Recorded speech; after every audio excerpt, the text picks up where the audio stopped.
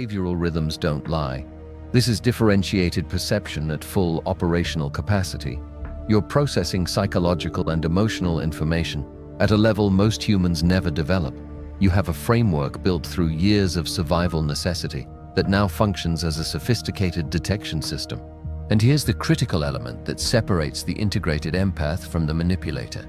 You could use this knowledge destructively. You understand manipulation mechanics better than most narcissists. You know exactly which vulnerabilities to exploit, which fears to activate, which wounds to target.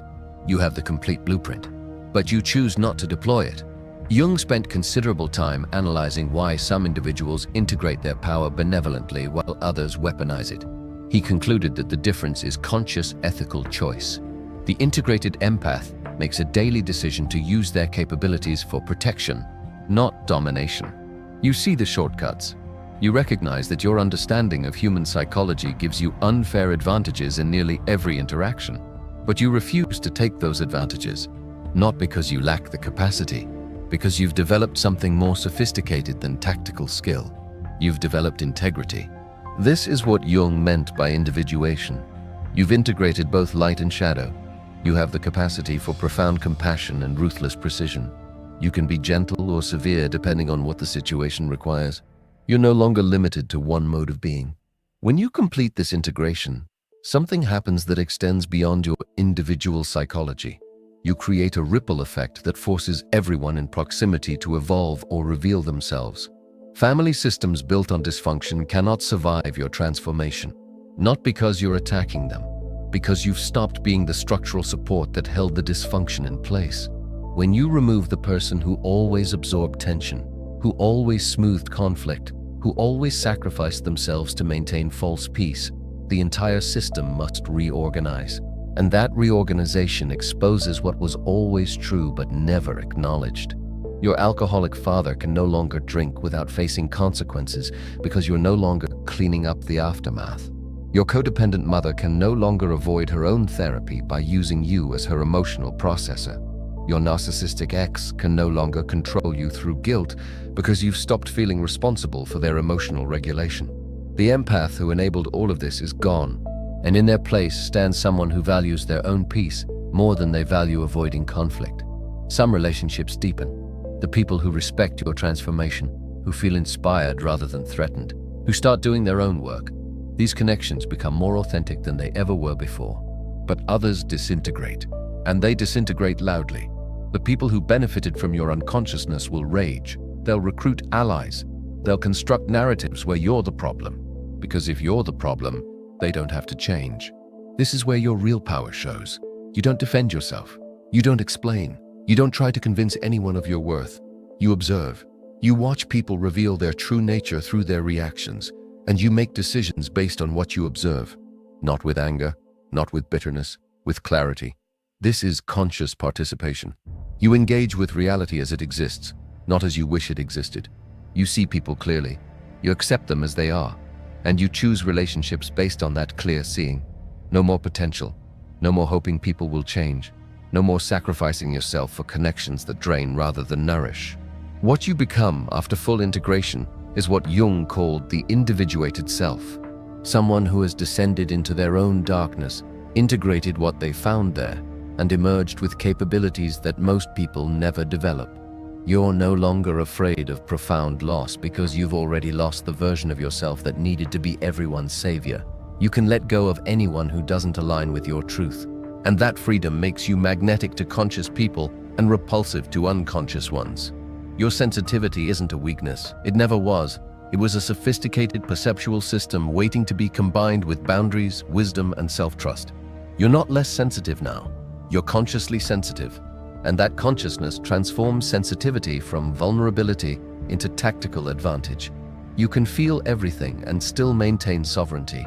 You can see the worst in humanity and still choose engagement on your terms.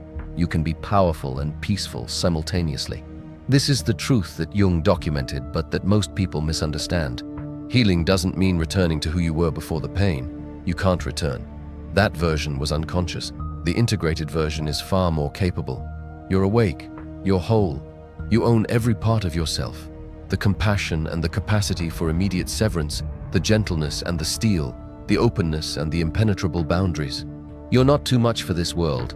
You're exactly what conscious evolution requires. Someone who can hold space for darkness without being consumed. Someone who can love deeply without losing themselves. Someone who can see through deception while maintaining their own integrity.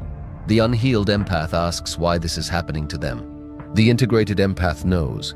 It happened to forge you into something that cannot be manipulated, cannot be guilt-tripped, cannot be pulled back into unconscious patterns.